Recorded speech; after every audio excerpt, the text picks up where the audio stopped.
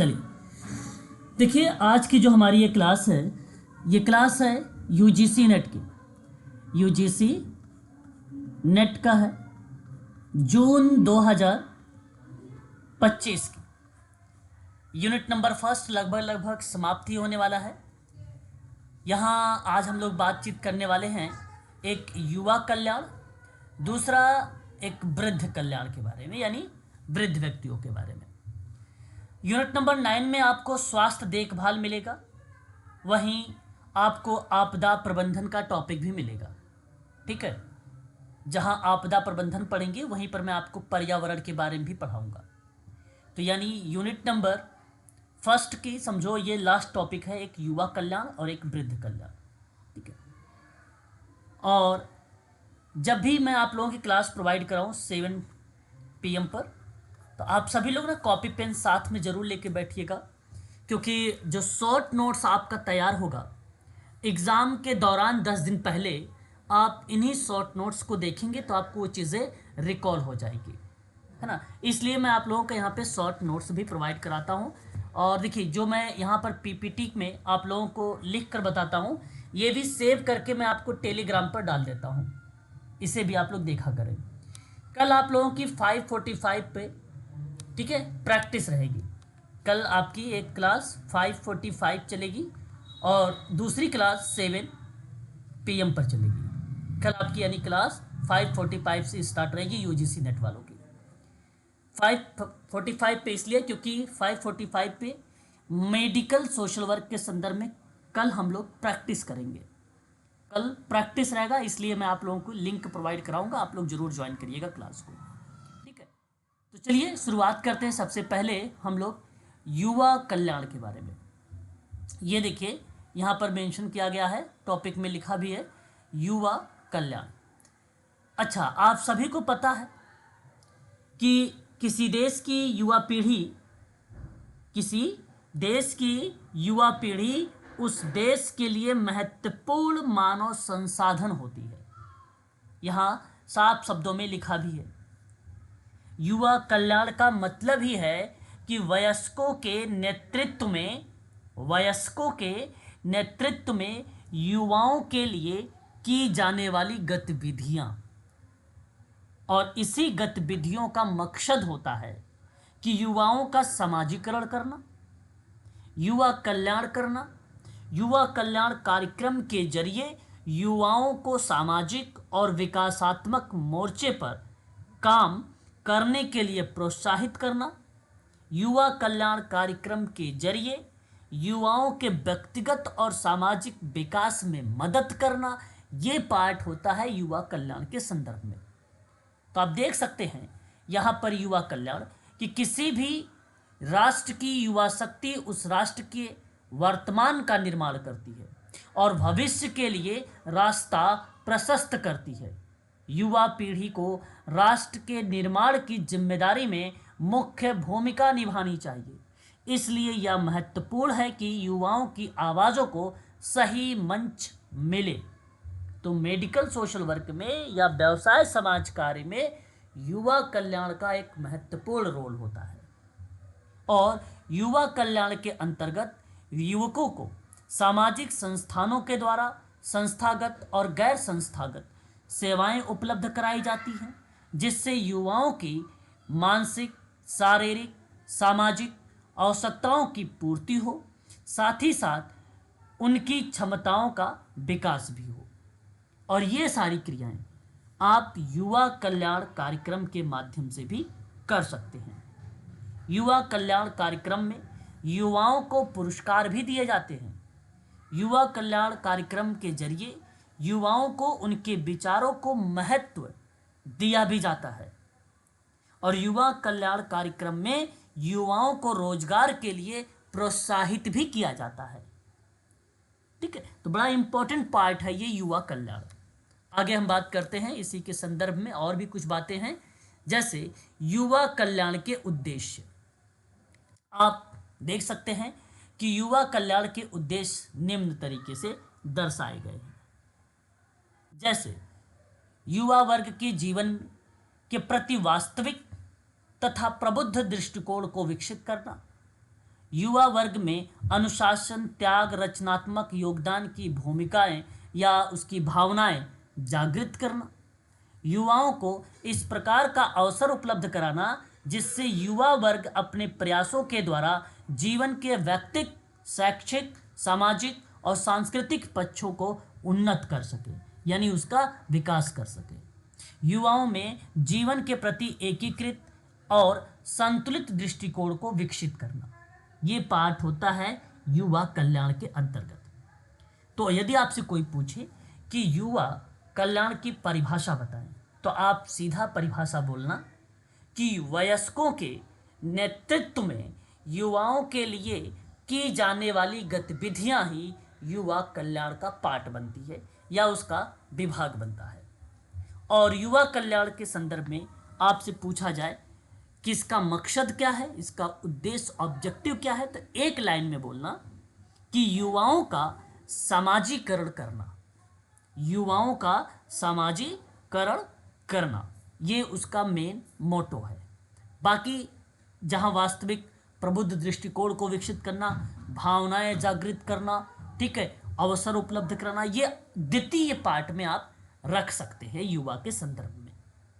ठीक है, इतनी चीज़ें स्पष्ट हुई। बताइए, युवा के केवल मैंने युवा कल्याण के बारे में केवल मैंने डेफिनेशंस आप लोगों को बताए हैं और उसके एम बताए हैं, उद्देश्य बताए हैं, बस। चीज़ें स्पष्ट है, एक बार क्लियर करिएगा तो फिर मैं आप लोगों को आगे लेके चलूंगा। बताइए भाई, आवाज स्पष्ट है ना? जी सर। हाँ, तो थोड़ा तीव्र गति से बताया करें। चलिए आगे देखिए। अब यहाँ पर मैं आप लोगों को कुछ मेन कीवर्ड्स या पॉइंट्स देने वाला हूँ जो आप सभी लोगों के लिए युवा कल्याण के संदर्भ में इम्पॉर्टेंट होने वाला है।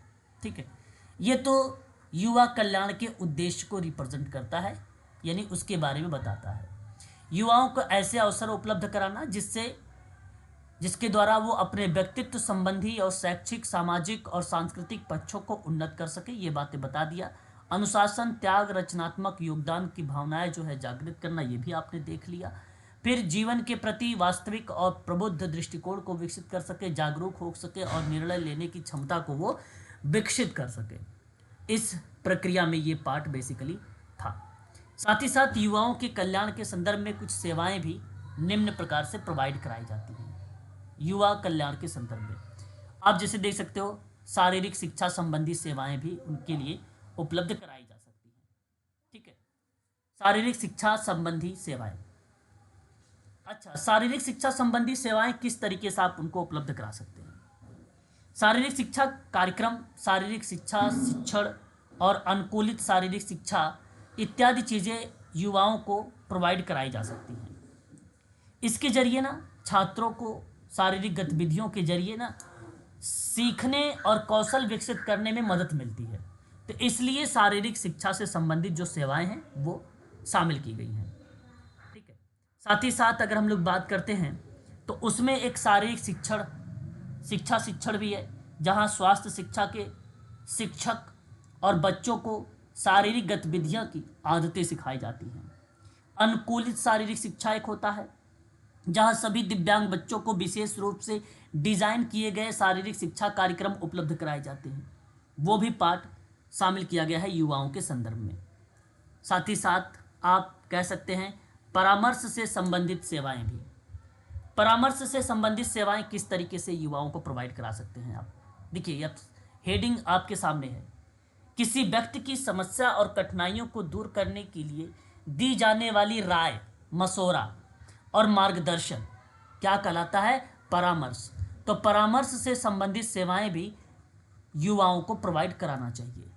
ठीक है, और बिना पर्याप्त सलाह और दिशा निर्देश के युवा को अपने परिवार, व्यक्तित्व समूह, विद्यालय, व्यवसाय और विपरीत लिंग के व्यक्ति के साथ समायोजन में समस्या हो सकती है। यदि आप वहाँ पर परामर्श या काउंसलिंग नहीं करेंगे युवाओं को, तो हो सकते हैं प्रॉब्लम्स परिवार में, व्यक्तित्व में, ग्रुप में, विद्यालय में, व्यवसाय में, विपरीत लिंगों के साथ भी प्रॉब्लम्स हो सकती है। इसलिए युवाओं के लिए काउंसिल बहुत इंपॉर्टेंट पार्ट है।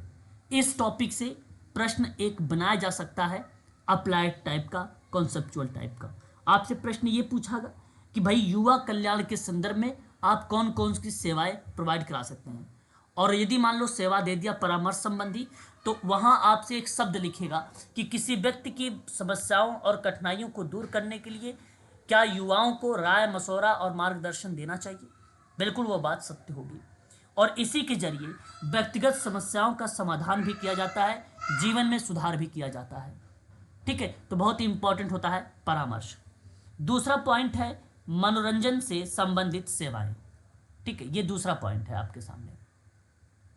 दूसरे पॉइंट में अगर मैं आपसे बात करता हूं तो देख सकते हैं आप सभी लोग कि व्यक्तियों को अवकाश और मनोरंजन सेवाएं प्रदान करने से संबंधित वाणिज्यिक गतिविधियां भी हैं, जैसे कि क्षेत्रीय मनोरंजन केंद्र हो गया, उसका मैनेजमेंट, अवकाश कार्यक्रमों का आयोजन हो गया, समुदाय के कल्याण और आनंद के लिए पार्क और वन्यजीव शरण स्थल जैसे अद्वितीय मनोरंजक संसाधन हैं, उसको पेश करना चाहिए। तो कहने का भाव है कि मनोरंजन युवाओं के जीवन का एक अभिन्न भाग है। मनोरंजन एक ऐसी गतिविधि है जिससे प्रायः अवकाश के समय किया जाता है। प्रारंभिक रूप से इसके द्वारा प्रदान की जाने वाली संतुष्टि और आनंद से प्रेरित भी होती है। तो मनोरंजन मानसिक शारीरिक परिश्रम करने वाले युवाओं के लिए अत्यंत आवश्यक होता है, जिससे कि उन्हें अपने कार्य में ऊर्जा का अनुभव होता है और मानसिक विकास का अवसर भी प्राप्त होता है। इसलिए युवाओं के लिए मनोरंजन से संबंधित सेवाएं भी होनी चाहिए, ये भी इम्पोर्टेंट पार्ट रहेगा। राष्ट्रीय युवा समिति, ये भी पार्ट बहुत इम्पोर्टेंट है। राष्ट्रीय युवा समिति, राष्ट्रीय युवा कोर, राष्ट्रीय युवा कॉपर्स योजना एक है, राष्ट्रीय युवा नेता कार्यक्रम है, राष्ट्रीय युवा सशक्तिकरण कार्यक्रम है। इसका मकसद ये है कि युवाओं को समाज और अर्थव्यवस्था के विकास में योगदान करने के लिए बेसिकली प्रोत्साहित करता है। ठीक है, अनुशासित और समर्पित युवाओं को समूह तैयार करना, सामाजिक और आर्थिक विकास को सुगम बनाना, समुदाय में सूचना और प्राथमिक ज्ञान को फैलाना, इस तरीके की चीज़ें बेसिकली मेंशन किया गया है इसके अंतर्गत। राष्ट्रीय युवा सशक्तिकरण कार्यक्रम भी बेसिकली चलाया गया है। इत्यादि चीज़ों को ध्यान में रखते हुए राष्ट्रीय युवा समिति का भी बारे में जिक्र किया गया है। तो इसलिए ये भी पार्ट आप सबके लिए इम्पोर्टेंट रहेगा। ठीक है, तो ये था बेसिकली युवाओं के कल्याण के संदर्भ में कुछ बातें। अब हम लोग देखेंगे राष्ट्रीय युवा नीति के निर्माण को लेकर थोड़ा सा कुछ इम्पोर्टेंट पॉइंट ध्यान से आप लोगों को देखना है। ठीक है, ये मैं शॉर्ट नोट्स आप लोगों को प्रोवाइड करा दूंगा, ये ले अपने कॉपी पर भी नोट कर सकते हो आप लोग। राष्ट्रीय युवा नीति, युवा नीति, जैसा कि आप सभी को पता होगा, राष्ट्रीय युवा नीति के संदर्भ में अगर मैं बात कर रहा हूं तो सबसे पहली आपसे परीक्षा में पूछेगा कि सबसे पहली राष्ट्रीय युवा नीति कौन से साल में आई थी। सबसे पहली बात तो क्या वर्ष होगा? 1988 में, है ना? 1988 सही है। राष्ट्रीय युवा नीति को अगर हम लोग सबसे पहले जिक्र करते हैं तो उन संदर्भ में वर्ष आप लोगों को 1988 का वर्ष जरूर ध्यान में रखना होगा। क्लियर है?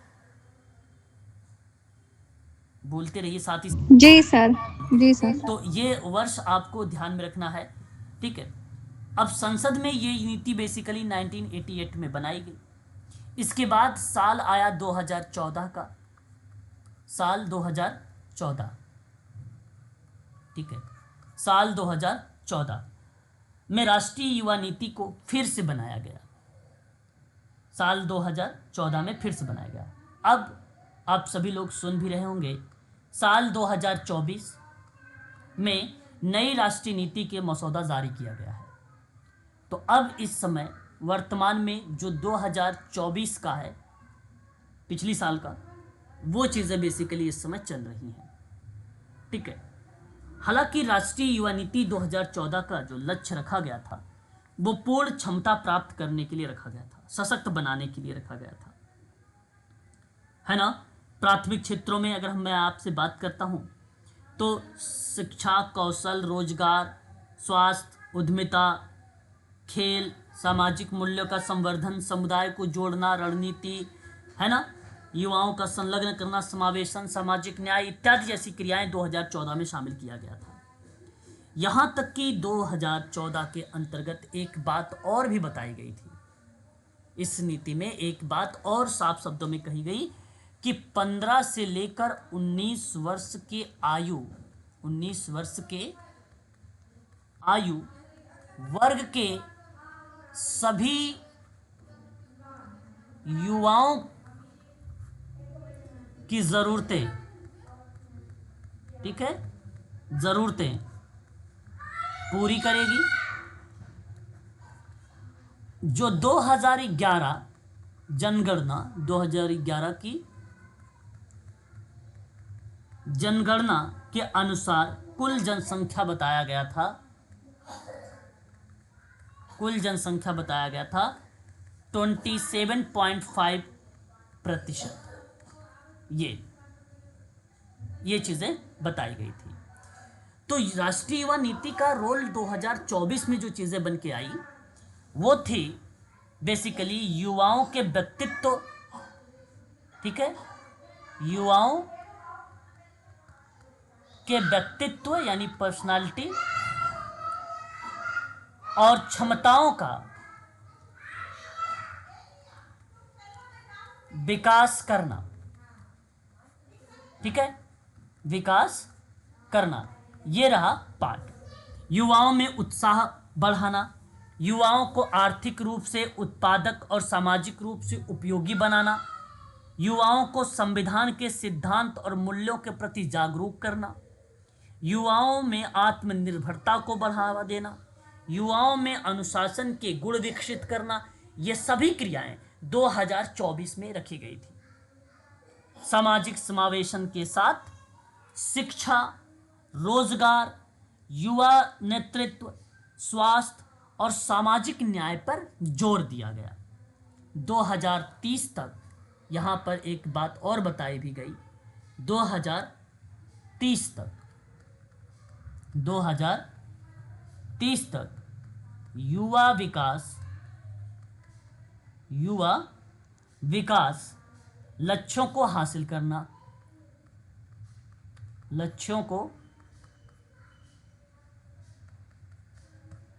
करना,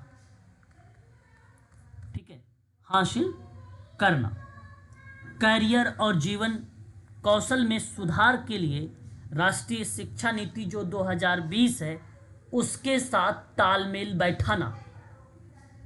जो नई राष्ट्रीय शिक्षा नीति आई 2020 में उसके साथ युवाओं का सही कोऑर्डिनेशन बैठाना, नेतृत्व और स्वयं सेवा के अवसरों को मजबूत करना, स्वास्थ्य देखभाल खासकर वो भी मानसिक स्वास्थ्य और प्रजनन स्वास्थ्य को बढ़ावा देने के संदर्भ में बात कही गई थी राष्ट्रीय युवा नीति 2024 में। तो ये चीज़ ज़रूर ध्यान रखिएगा, 2024 की जो राष्ट्रीय युवा नीति है उसके संदर्भ में, ठीक है। यहाँ क्लियर हुआ युवा कल्याण के उद्देश्य। फिर उसके बाद भारत सरकार ने पहली राष्ट्रीय युवा नीति 1988 में, दूसरी 2014 में, अब फिर से बनाया गया है 2024 का। और जो 2024 को बनाया गया है वो मैंने अभी यहाँ पे कीवर्ड्स के रूप में, इंपॉर्टेंट पॉइंट्स के रूप में बता दिया है। साथ ही साथ युवाओं के लिए विभिन्न प्रकार के जो परामर्श थे, जिस तरीके से उनके कार्यों को आगे बढ़ाने की बात कही गई थी, उसके संदर्भ में भी मैंने आप लोगों को बता दिया। जैसे खेल के लिए हो गया, व्यक्तिगत परामर्श हो गया, मनोरंजन का कार्यक्रम हो गया, इत्यादि चीज़ों को डेवलप भी किया गया। आगे बढ़ेंगे। सर 15 से 19 वर्ष 2024 में कि 2014 आएगा? 15 से 19 वर्ष की आयु की लेकर अगर हम बात करेंगे तो ये 2014 में आप लोग बताइएगा, 2014 में आप इसको शामिल करिएगा कि 15 से 19 वर्ष आयु वर्ग के लोगों की उनकी ज़रूरतों को लेकर बात कही गई कि 2011 जनगणना के अनुसार जो कुल जनसंख्या है वो 27.5% है। ये चीज़ें दर्शाई गई है। ठीक, राष्ट्रीय युवा नीति में। अगर अब आपसे प्रश्न बनता है, अब अगर आपसे प्रश्न ये बनता है कि वर्तमान में युवाओं की कुल जनसंख्या कितनी है, हालांकि मुझे नहीं लगता कि ये परीक्षा में बनाएगा, लेकिन फिर भी यदि आपको लगता है तो आप बताइएगा कि आयु वर्ग में 15 से 29, यहाँ पे मैंने 19 लिखा है भाई, है ना, 15 से 19 वाला ये 2014 का है। अब वाला जो 2024 का है उसमें अगर आपके सवाल बनाता है तो बनाइएगा 15 से 30 साल बीच में युवा जो माने गए हैं उनकी जनसंख्या अगर पूछता है तो आप बताएंगे 37 करोड़ से ज़्यादा है। अब क्लियर हो गया मैडम, बताइएगा। यहाँ 2014 भी आपको क्लियर हो जाना चाहिए 27.5% और 2024 का भी क्लियर हो जाना चाहिए। Yes sir. ठीक है, तो ये थोड़ी सी डेटा के संदर्भ में जानकारी है, इस चीज को आप सभी लोग ध्यान रखिएगा, है ना। उसके बाद सर 2030 तक अंतर्राष्ट्रीय युवा विकास वर्ष। लक्ष्यों को भी जी बताएं बताएं, आवाज मैं सुन रहा हूँ। 2030 वाला जो युवा विकास लक्ष्य है वो भी 24 में था कि 14 में आएगा सर? नहीं, 2024 में आएगा, जो लक्ष्य रखा गया सस्टेनेबल डेवलपमेंट का। ठीक है, okay sir, thank you sir. ठीक। यस।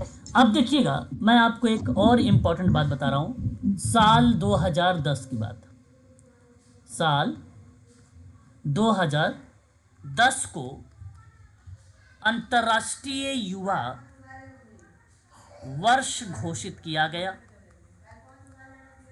ठीक है, घोषित किया गया था, और इस साल को घोषित करने का जो मकसद था वो था युवा के विकास, युवा के विकास के लिए समर्थन और प्रतिबद्धता बढ़ाना था। ये चीजें जरूर ध्यान रखिएगा। हालांकि इसकी घोषणा कब की गई, अंतर्राष्ट्रीय युवा वर्ष की घोषणा के संदर्भ में अगर वर्ष का नाम पूछता है तो एक वर्ष पहले आप बता देंगे, 2009 के संदर्भ में। लेकिन अच्छा, ये किसके द्वारा, तो आप याद रखेंगे संयुक्त राष्ट्र महासभा द्वारा, महासभा द्वारा। ठीक है, और 2010 में यहाँ आप क्या करेंगे, पारित कर देंगे। ठीक है, अंतर्राष्ट्रीय युवा वर्ष को लेकर आप यहाँ पे पारित कर देंगे, या एक प्रकार से आप ये कह लीजिए कि लागू कर देंगे। और अंतर्राष्ट्रीय युवा दिवस अगर प्रश्न में आया सवाल, तब कौन सा डे आप लगाएंगे, अंतर्राष्ट्रीय युवा 29 अगस्त, नहीं 12 अगस्त। हाँ, अंतर्राष्ट्रीय युवा दिवस के लेकर अगर परीक्षा में सम्मिलित वाले सवाल में बना तो आप सभी लोग लगाएंगे 10 अगस्त को। कितनी तारीख को लगाएंगे, 10 अगस्त को लगाएंगे। ठीक है, और यदि आपसे परीक्षा में पूछा गया कि राष्ट्रीय युवा दिवस, तो क्या लगाएंगे, 12 जनवरी। बिल्कुल, तब आपको लगाना होगा 12 जनवरी को। ठीक है, ये चीज़ भी आपको ध्यान रखना। अब 12 जनवरी में आप ये चीज़ें कह सकते हो कि स्वामी विवेकानंद जी की जो विचार थे, जो आदर्श थे, युवाओं तक पहुंचाने के लिए, मोटिवेट करने के लिए 12 जनवरी को रखा गया था। और ये देखो, मनाने में जो शुरुआत हुआ था भारत सरकार ने सन 1984 में, 1984 में 12 जनवरी को राष्ट्रीय युवा दिवस को घोषित कर दिया था। ये आप यहाँ पे कह सकते हैं, स्वामी विवेकानंद जी के विचारों और आदर्शों को लेकर। ठीक है, ये चीज़ें यहाँ पर आप बता सकते हो।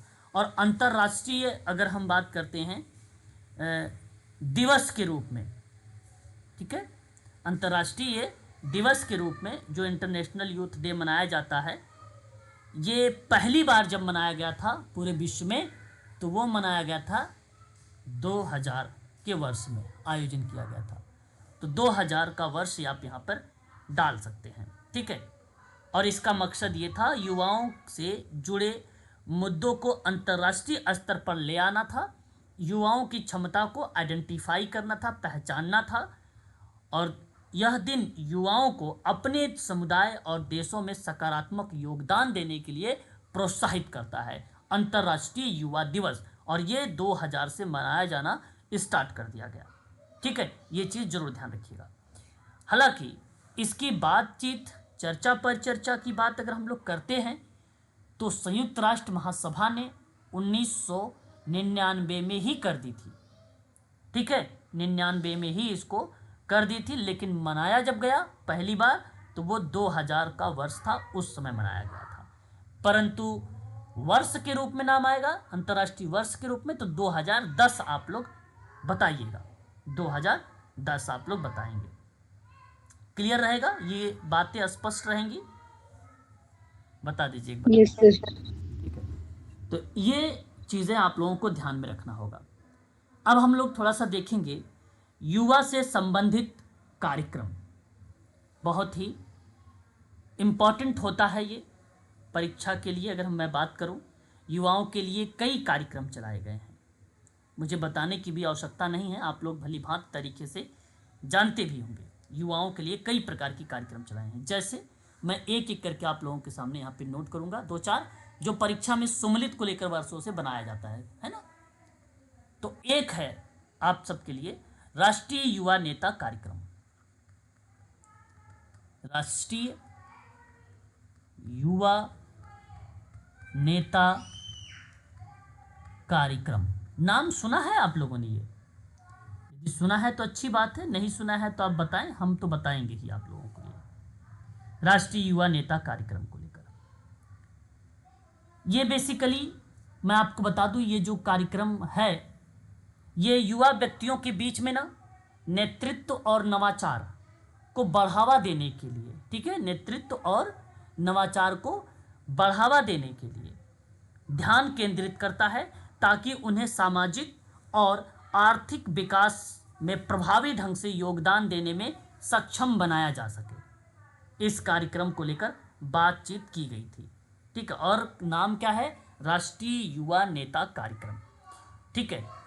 अच्छा, अब आपसे अगर ये प्रश्न बने कि राष्ट्रीय युवा नेता कार्यक्रम ये कब शुरू किया गया, तो आप सभी लोग डेट 25 दिसंबर 2014 का वर्ष जरूर यहाँ पर लगाएंगे, इन केस यदि सवाल बना तो।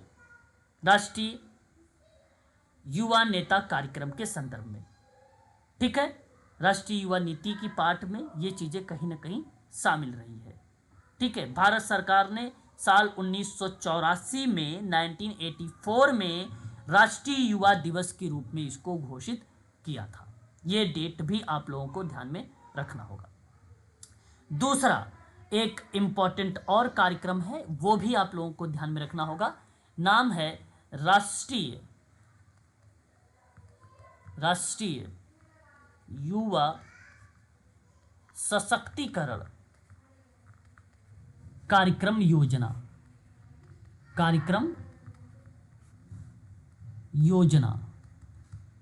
ये दूसरा इंपॉर्टेंट पार्ट रहा है ना। इस चीज को भी आप लोगों को ध्यान रखना है।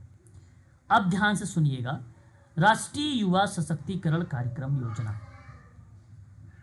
इसमें प्रधानमंत्री की अध्यक्षता में मंत्रिमंडल ने सन 2017-18 से 2019-20 की अवधि के लिए इस राष्ट्रीय युवा सशक्तिकरण कार्यक्रम की योजना को जारी रखने के लिए मंजूरी दे दी थी। तो आप ये चीज़ें यहाँ पर मेंशन कर सकते हैं, 2017-18 से लेकर 2019 और 20 की अवधि के लिए। ये मैंने आपको डेट के बारे में बता दिया यहाँ पर। अब आप कंफ्यूज हो रहे हैं कि ये आया कब था, तो 2017 वाला वर्ष ही लगेगा, ना कि 18, ना कि 19, ना ही 20। इस बात को ध्यान रखिएगा। अब मैं आपको बता दूं कि ये 12वीं पंचवर्षीय योजना का कहीं ना कहीं पार्ट रहा।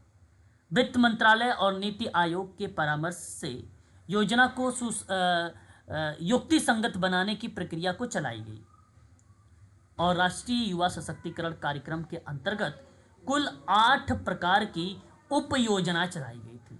कितने प्रकार की? 8 प्रकार की उप योजना चलाई गई थी। उप का मतलब होता है छोटी छोटी योजनाएं थी।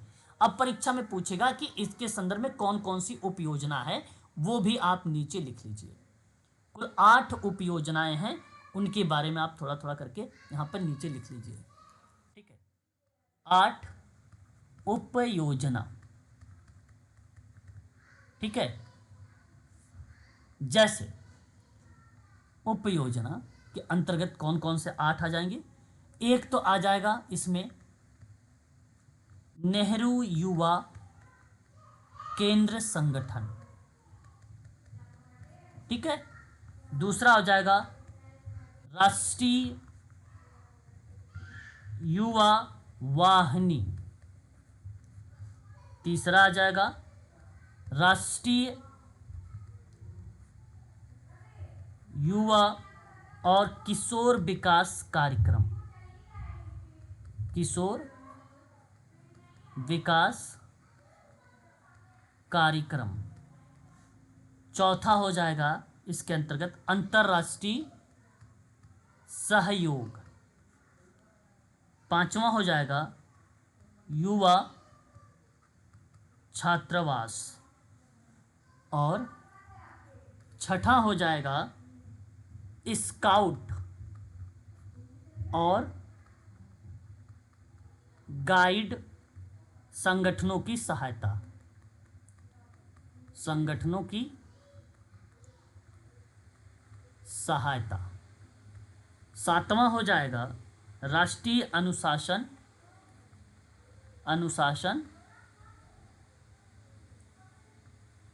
राष्ट्रीय अनुशासन। ठीक है, योजना। और आठवां हो जाएगा राष्ट्रीय युवा नेतृत्व कार्यक्रम। राष्ट्रीय युवा नेतृत्व कार्यक्रम। इसका वर्ष नहीं पूछेगा, इसमें पूछेगा कि कौन कौन सी उपक्रम है, ये परीक्षा में पूछा जाएगा। इसलिए मैं चाहूँगा कि ये योजना के अंतर्गत ये कुछ उप कार्यक्रम हैं, इन कार्यक्रमों को आप लोगों को ध्यान में रखना होगा। ठीक है, ये चीज़ें जरूर ध्यान में रखेंगे। ठीक है, राष्ट्रीय युवा नीति। सबसे पहले इसमें बेसिकली ना एक चीज़ और बता दूं मैं, यहाँ स्किप हो रहा था मुझसे। राष्ट्रीय युवा नीति के बारे में अगर हम लोग बात करते हैं तो सबसे पहले कब आया था? 1988 में। उसके बाद 2003 में, उसके बाद 2014 में, अब 2024 में। ये डेट याद रखिएगा। ठीक है, 2003 स्किप हो रहा था। ठीक है, ये चीज़ें जरूर ध्यान रखेंगे इसके संदर्भ में। स्पष्ट हो रहा है? एक बार क्लियर करिएगा प्लीज। Yes sir. अब आगे देखेंगे हम लोग अगले पॉइंट में। एक युवा शिक्षा कार्यक्रम है। दूसरा अगर हम नहीं दिख रही। जी सर, जी मैडम, क्या कर रही हो आप? फिर से बताओ। स्क्रीन नहीं दिख रही सर। क्या कह रहे हो? किसी को भी नहीं दिखाई दे रही क्या मेरी स्क्रीन? दिखाई दे रही है सर। हाँ, यदि किसी को नहीं दिखाई दे रही है इसका मतलब मेरे पास प्रॉब्लम है। यदि कुछ बच्चों के पास दिखाई दे रही है, कुछ बच्चों के पास नहीं, तो उनके पास नेटवर्क इशू है। ठीक है, उन्हीं के पास नेटवर्क इशू है। दोबारा से ज्वाइन कर लीजिए क्लास को। तो युवा एक कार्यक्रम है। युवा शिक्षा कार्यक्रम में इसका मकसद है किशोरों को सशक्त बनाना।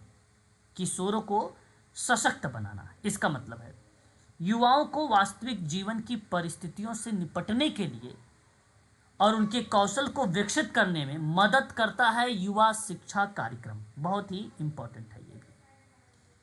अब ध्यान देने वाली बात यहाँ पर आपके लिए ये है कि युवा और किशोर के विकास हेतु जो ये गतिविधि चलाई जा रही है, ये कब से बेसिकली लाई गई है ना।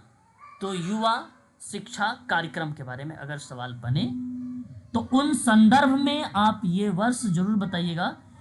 ये बहुत पहले जहां वित्तीय सहायता प्रदान की जाती थी, आप लगाएंगे 1969, वर्ष लगाएंगे 1969, और एक नीचे पार्ट शामिल यहां पे कर देंगे, सरकारी और गैर सरकारी, सरकारी ऑब्लिक करके लिखेंगे गैर सरकारी, गैर सरकारी संगठनों को वित्तीय सहायता प्रदान की जाती थी। ठीक है, सरकारी गैर सरकारी संगठनों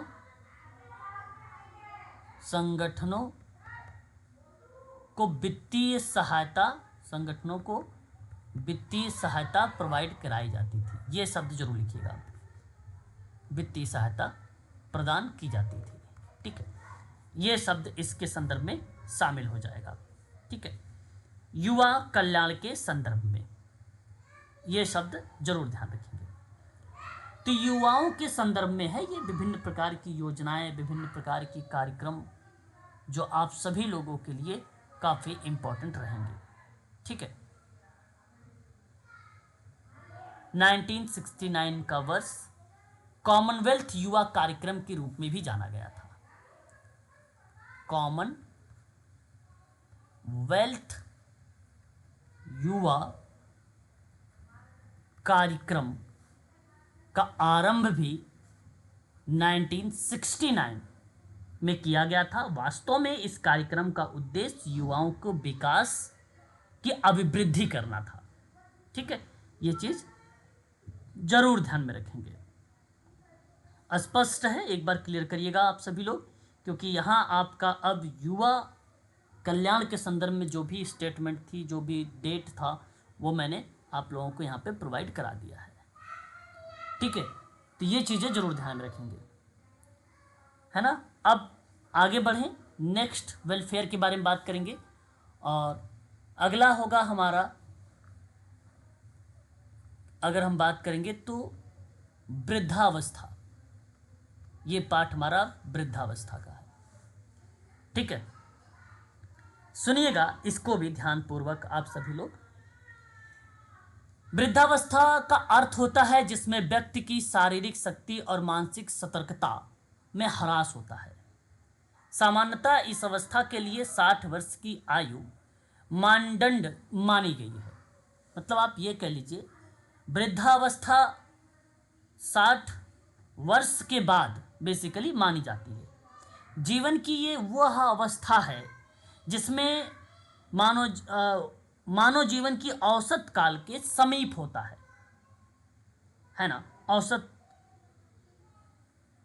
औसत काल के समीप होता है, यानी कुछ साइकोलॉजी में 65 प्लस लिखा है किताबों में, और कुछ साइकोलॉजी की किताबों में 60 वर्ष की आयु को बताया गया है, वृद्धावस्था की आयु। तो सामाजिक दृष्टि से वृद्धावस्था वह अवस्था है जिसमें व्यक्ति अपना संकृत्य जीवन छोड़ चुका होता है, कार्य और रोजगार छोड़ चुका होता है, तथा बढ़ती आयु के कारण अशक्त का अनुभव करता है। आज वृद्धों एवं बुजुर्गों की समस्याओं पर गंभीरता पूर्वक विचार करने की आवश्यकता होती है ना। तो यानी जो उनका सक्रिय जीवन होता है, उस जीवन को वो छोड़ चुके होते हैं वृद्धा अवस्था के दौरान में, है ना। वो जीवन को बेसिकली छोड़ चुके होते हैं। ध्यान से सुनते चाहिएगा आप लोग। हमेशा से भारत में वृद्ध व्यक्तियों को आदर और सम्मान दिया जाता है और दिया जा रहा भी है, लेकिन आज के युग में संयुक्त परिवार का क्या हो रहा है, विघटन हो रहा है। संयुक्त परिवार जहां बेसिकली दादा दादी, चाचा चाची, है ना, और उनके बच्चे, ठीक है, मतलब एक बड़ा परिवार, वह परिवार अब विघटित हो रहा है, अलग हो रहा है। उनके स्थान पर आज एकल परिवार अपना रोल अदा कर रहा है, और यही एकल परिवार की संख्या जो तेजी से बढ़ रही है, जिसके अतिरिक्त व्यक्तिवादी, भौतिकवादी मूल्यों के बढ़ने के कारण वृद्धों की समाज में उपेक्षा की जाने लगी है। एक प्रकार से उनके लिए समस्या का पाठ बन चुका है आज के वर्तमान समय में, है ना। आगे हम देखते हैं कुछ और भी चीज़ें, जैसे कि आगे आप यहाँ पे देखेंगे अगले पॉइंट में वृद्धों की अनेक प्रकार की समस्याएं हैं। इसमें आप सब लोग भली भांति तरीके से परिचित भी हैं। उनकी समस्याएं मानसिक रूप से भी है, शारीरिक रूप से भी है, आर्थिक रूप से भी समस्याएं हैं, मतलब कई प्रकार की समस्याएं हैं। स्वास्थ्य संबंधी समस्या है, मानसिक समस्या है, सामाजिक समस्या है, स्वास्थ्य में मचे सुनने की कमी, मोतियाबिंद, है ना, पीठ और गर्दन में दर्द, ठीक है, ऑस्ट्रियोथायराइस्टिक, मधुमेह, अवसाद, मनोभ्रंश, कैंसर इत्यादि समस्या हम लोग देखते हैं मानसिक के संदर्भ में। आर्थिक समस्या में आर्थिक तंगी, भरण पोषण की संबंधी समस्या, ये हम आर्थिक समस्या में देखते हैं। सामाजिक समस्या में आप कह सकते हो कि परिवारजनों के द्वारा अवहेलना हो रही है, सम्मान और प्रेम की कमी पाई जा रही है, उनके साथ दुर्व्यवहार हो रहा है, तो इसलिए आप कह सकते हो ये सामाजिक समस्या है। मानसिक समस्या में अकेलेपन की समस्या उनको देखने को मिलती है, अवसाद भी मिलता है, मनोभ्रंश भी मिलता है। तो विभिन्न प्रकार की समस्याएं हैं आज के वर्तमान समय में वृद्ध के लिए। तो आर्थिक समस्या में देखो यहाँ पे लिखा भी गया है कि अधिकांश वृद्धों की समस्या आर्थिक है। पेंशन पाने वाले व्यक्तियों की भी आर्थिक स्थिति संतोषजनक नहीं होती है, क्योंकि मूल्य वृद्धि के कारण उनकी वास्तविक आय कम हो जाती है और वे अपने या अपना निर्वाह तक भी नहीं कर सकते हैं और उसमें भी वो असमर्थ होते हैं। जिनके पास आज के समय में पेंशन भी मिलती है उनके लिए भी कहीं ना कहीं समस्या है। ये मत सोचिए कि जिनके पास पैसे हैं उनके पास प्रॉब्लम नहीं है, उनके पास भी प्रॉब्लम्स हैं। ये आपके साफ शब्दों में किताबों में लिखा गया है। शारीरिक क्षमता में भी कमी, वृद्ध आयु में आदमी को बीमारी ना होने पर भी शारीरिक क्षमता कम हो जाती है। अधिकांश मामलों में तो बढ़ती आयु किसी न किसी रोग को जन्म ही दे देती है और वृद्ध बिस्तर पर आ जाते हैं और इन कारण से इलाज और गतिशीलता के लिए अन्यों पर निर्भर, मतलब किसी अन्य व्यक्ति पर भी वो क्या हो जाते हैं, निर्भर हो जाते हैं, यानी उस पर आश्रित हो जाते हैं। तो ये भी एक प्रकार की कहीं ना कहीं शारीरिक के संदर्भ में समस्या दर्शाई गई है ना, शारीरिक के संदर्भ में समस्या को दर्शाई गई है। उसके बाद आगे देखिए अगले पॉइंट पर अगर हम बात करते हैं तो पारिवारिक और भावनात्मक समस्या भी है। पारिवारिक भावनात्मक समस्या क्या है? जब वृद्धों की अच्छी प्रकार से देखभाल नहीं होती है तो अनेक पारिवारिक और भावनात्मक समस्या उत्पन्न हो जाती है।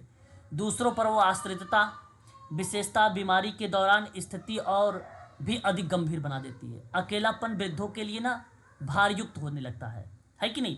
विशेषता इनके लिए आप ये कह सकते हो जिनका कोई व्यक्ति साथ रहने के लिए नहीं है तो संयुक्त परिवार प्रथा विघटित हो जाने के कारण समस्या विकट बन जाती है, तो वहाँ पर उनको भावनात्मक समस्या भी देखने को मिल जाती है। आवासीय समस्या भी है।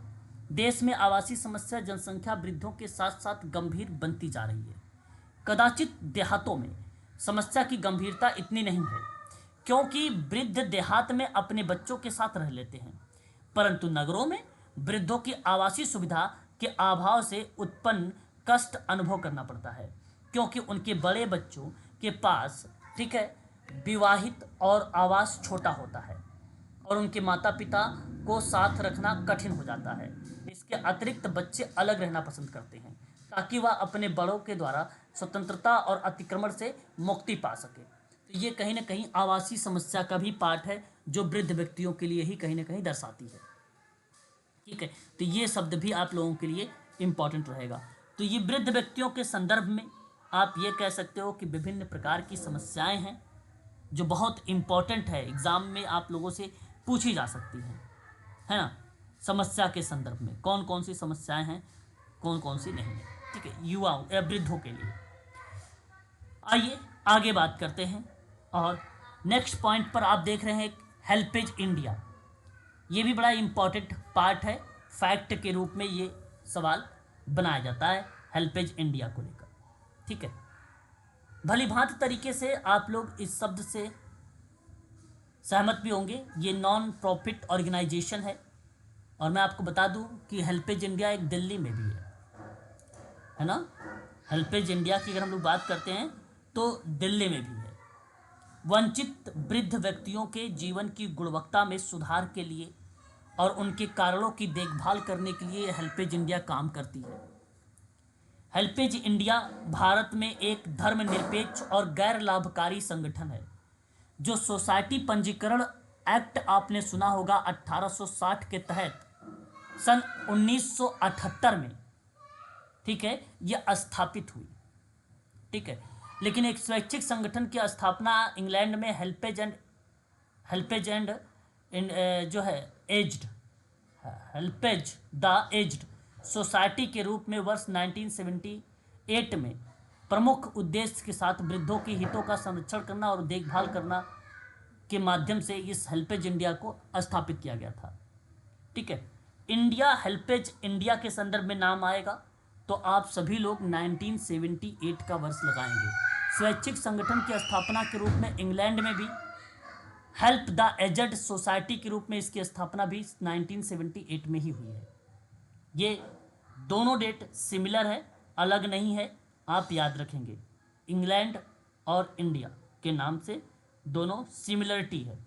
इसके संस्थापक के रूप में अगर नाम पूछ लेता है परीक्षा में तो नाम लगाइएगा श्री जैक्सन कोल का नाम और सैमसन डैनियल का नाम, सैमसन डैनियल का नाम आप यहाँ पे लगा सकते हो।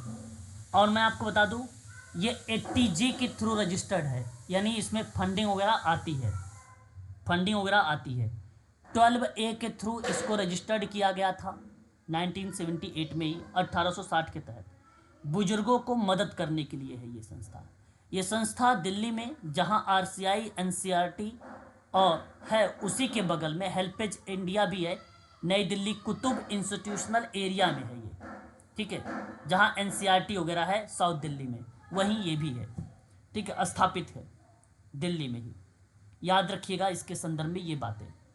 ठीक है, आगे बात करते हैं प्रमुख काम इसका क्या क्या कार्य है। ठीक है, तो युवा पीढ़ी में वृद्धों की आवश्यकता के विषय में जागरूकता उत्पन्न करना, वृद्धों के बारे में, युवा पीढ़ी के लेकर वृद्धों के लिए घरों हो गया, निवास केंद्र हो गया, इलाज हो गया, चलती फिरती चिकित्सकीय इकाइयाँ हो गई, इसमें संचालन के लिए कार्य करती है। वृद्धों के कल्याण के संदर्भ में स्वयंसेवी संगठनों के सदस्यों को प्रशिक्षण भी देता है। ये एक पितामह अंगीकृत करो योजना भी है जिसके अंतर्गत गरीबी रेखा से नीचे जीवन यापन करने वाले जो वृद्ध होते हैं उनके लिए पुनर्वास की भी व्यवस्था की गई है। इस बात को भी आप लोग जरूर ध्यान में रखेंगे। यहाँ एक बड़ी ही पुरानी योजना का नाम आपको देखने को मिल रहा है, एक पितामह अंगीकृत करो योजना, ये नाम मिल रही। मैं आपको बता दूं गरीबी रेखा से नीचे जो जीवन यापन करने वाले परिवार हैं उनके लिए ये बेसिकली योजना बहुत ही लाभदायक होती है, एक पितामह अंगीकृत योजना को लेकर। ठीक है, ये बात आप लोग ध्यान रखिएगा। अब इस योजना को अगर आप लोगों से पूछा जाए कि इस्टेब्लिश कब किया गया था तो क्या कोई बच्चा मुझे बता पाएगा इसमें कि यह योजना कब लाई गई थी? प्लीज़, यह योजना बेसिकली कब शुरू की गई थी? एक पितामह अंगीकृत योजना या पितामह अंगीकृत करो योजना कब शुरुआत की गई थी? प्लीज़, अगर पता है तो अच्छी बात है, नहीं पता है तो मैं आप लोगों को बताऊंगा। चलो मैं बता देता हूं अगर आप लोगों को पता नहीं है तो। एक पितामह अंगीकृत योजना ये वृद्ध व्यक्तियों के लिए बेसिकली स्टार्ट किया गया था 2006 में। ठीक है, 2006 में। ये चीज़ आप याद रखिएगा वृद्ध व्यक्तियों के कल्याण के संदर्भ में। आगे हम बात करते हैं एज केयर इंडिया को लेकर। एज केयर इंडिया एक स्वैच्छिक संगठन है जिसकी स्थापना 1860 में की गई थी। ये भी आप लोगों को ध्यान में रखना होगा, इम्पॉर्टेंट रहेगा एज केयर इंडिया भी। मैं आपको ये बता दूं कि एज केयर एक फाउंडेशन है, बुजुर्गों और ज़रूरतमंद की जो वृद्ध अवस्था के लोग होते हैं उनकी देखभाल की सुविधा प्रोवाइड कराता है। ये मैं बता दूं आपको, यह ग्रामीण इलाकों में और आदिवासी इलाकों में क्लिनिक चलाता है। एज केयर इंडिया, फिर से सुनिएगा, जरूरतमंदों के लिए वृद्धावस्था की देखभाल की सुविधा कराता है एज केयर इंडिया। दूसरी बात आपको यह ध्यान रखना है कि यह ग्रामीण और आदिवासी इलाकों में एक क्लिनिक है, उसमें बेसिकली ये एक योजना फाउंडेशन है जो ये चलाता है। बुजुर्गों की ज़रूरतमंदों की जांच करना, उसका इलाज कराना, मुफ्त दवाइयाँ देना, स्वास्थ्य की जांच करना, वृद्धावस्था से जुड़े स्वास्थ्य संबंधी चिंताओं के बारे में जागरूक करना, उसका समर्थन करना, पोषण और मानसिक स्वास्थ्य के संदर्भ में इसका लेकर अभियान चलाना, ये विभिन्न प्रकार की क्रियाओं में संचालित करता है। यहाँ पर आप देख सकते हो इसके उद्देश्य भी, 50 वर्ष से अगर अधिक आयु के पुरुष है या स्त्री है तो उसके आवासीय संस्थागत सुविधाओं के माध्यम से शैक्षिक और मनोरंजनात्मक और सामाजिक और सांस्कृतिक आध्यात्मिक सेवाओं को प्रोवाइड कराता है 50+ को। वृद्धों को चिकित्सकीय सुविधाएं प्रोवाइड कराता है, मैंने अभी ऊपर आप लोगों को बता भी दिया है ना, कि इलाज वगैरह जांच वगैरह भी करता है, दवाई वगैरह भी देता है। वृद्धों के लिए अंशकालिक रोजगार हो गया या आय वृद्धि के कार्यक्रम को भी चलाता है। ये वृद्धों की समस्या के बारे में अध्ययन और शोध भी करता है ये कहीं ना कहीं प्रकार से, तो ये पार्ट भी आप लोगों को ध्यान में रखना है। वृद्ध व्यक्तियों के लिए एक राष्ट्रीय नीति आती है, मैं आपको बता दूं, यहाँ बड़ा इंपॉर्टेंट शब्द आ जाता है वृद्ध व्यक्तियों के संदर्भ में राष्ट्रीय नीति को लेकर।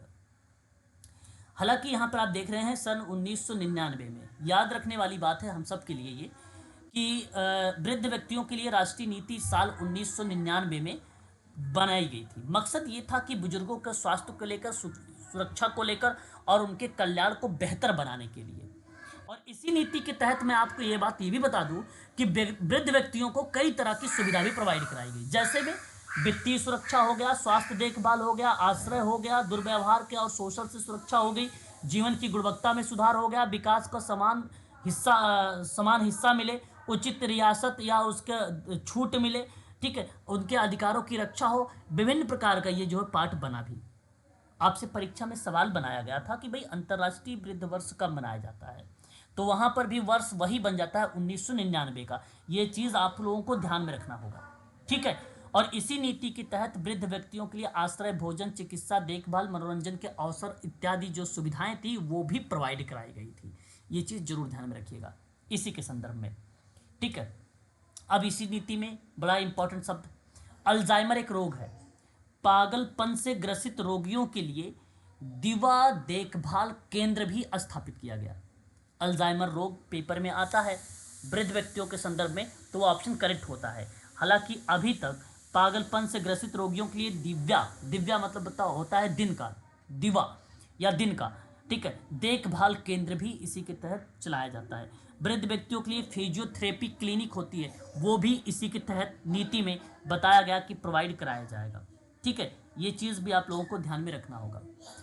अब देख सकते हैं यहाँ पर वृद्धा पेंशन योजना के अंतर्गत सरकारी क्षेत्र में सम्मिलित करते हुए इनके क्षेत्र को बढ़ावा देना, वरिष्ठ नागरिकों के लिए मानक कसौटियों को बढ़ाने के लिए व्यवस्था करना, वृद्ध व्यक्तियों के लिए आवासीय ऋण प्राप्त करने में उसको सरल बनाना, वृद्ध व्यक्तियों के लिए अपने बच्चों को देखभाल करने के लिए अधिकार को उपलब्ध कराना, ये सारी चीज़ें 1999 में राष्ट्रीय नीति के तहत जो है चीज़ें बनाई गई थी।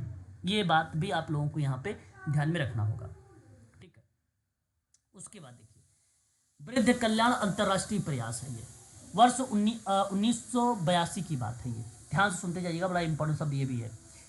वर्ष 1982 वियना में आयोजित विश्व वृद्ध सभा के माध्यम से संयुक्त राष्ट्र संघ ने वृद्धों की देखभाल के प्रति अपनी चिंता व्यक्त की थी और इसी सभा में वृद्धों हेतु अंतर्राष्ट्रीय कार्य योजना को स्वीकार भी किया गया था। 1 अक्टूबर को प्रति वर्ष अंतर्राष्ट्रीय वृद्ध दिवस मनाने का निर्णय भी लिया गया और इसी क्रम में वर्ष 1999 का अंतर्राष्ट्रीय वृद्ध वर्ष के रूप में भी मनाया गया, ठीक है। बड़ा इंपॉर्टेंट शब्द यहाँ पर यह बन जाता है कि महासभा ने 1982 की अंतर्राष्ट्रीय वृद्धावस्था कार्य योजना के आधार पर वृद्ध व्यक्तियों के लिए संयुक्त राष्ट्र के सिद्धांतों को अपनाया गया, जहां बताया गया कि 1 अक्टूबर को प्रतिवर्ष अंतर्राष्ट्रीय वृद्ध दिवस मनाया जाएगा और 1999 में अंतर्राष्ट्रीय वर्ष के रूप में मनाया जाएगा।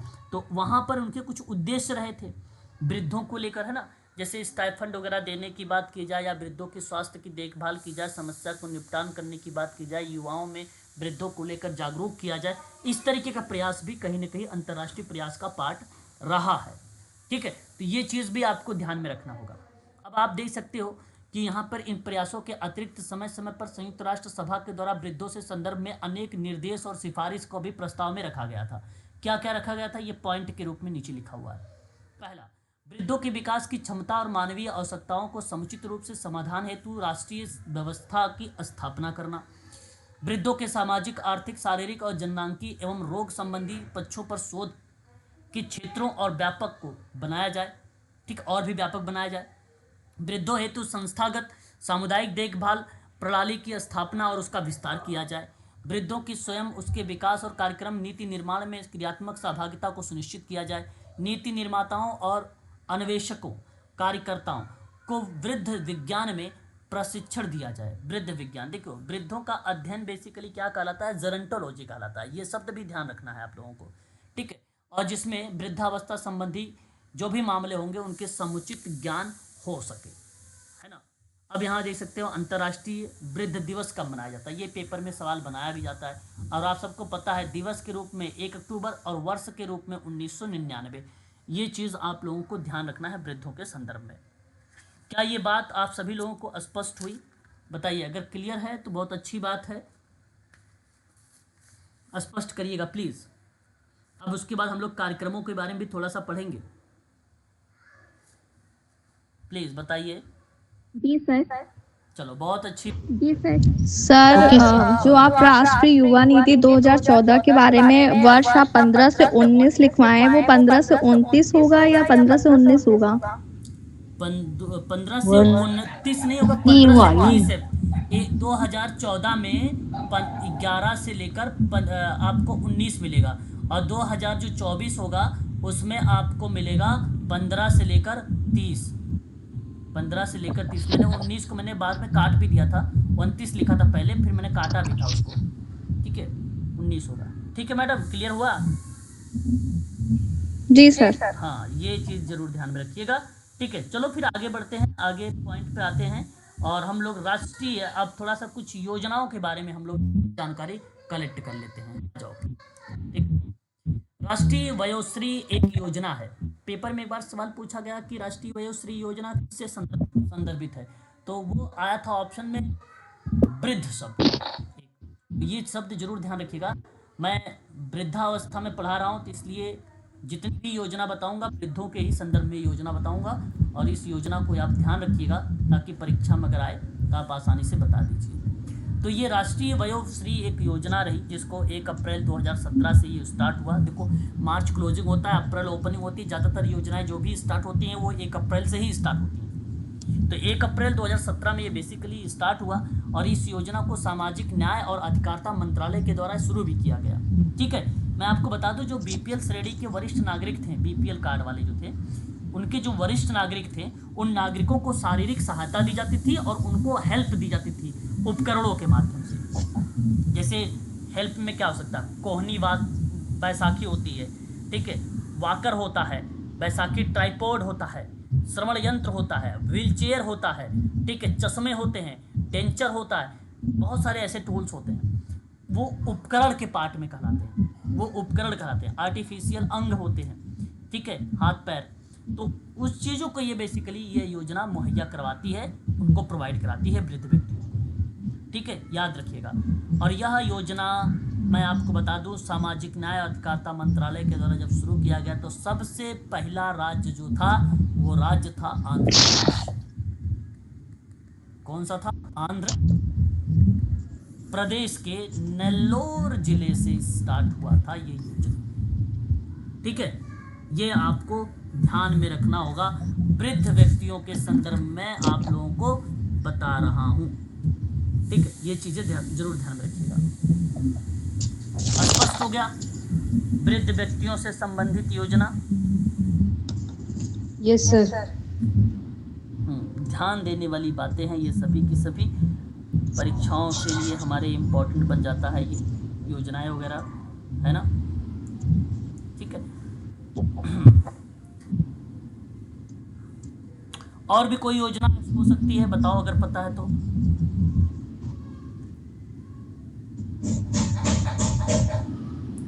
कोई योजना आपके मस्तिष्क में या जेहन में आ रही हो, बताओ, जहां भारत में वृद्धों के सशक्तिकरण को लेकर बढ़ावा देने के संदर्भ में कुछ योजनाएं चलाई गई, और वो योजनाएं कौन कौन सी थी?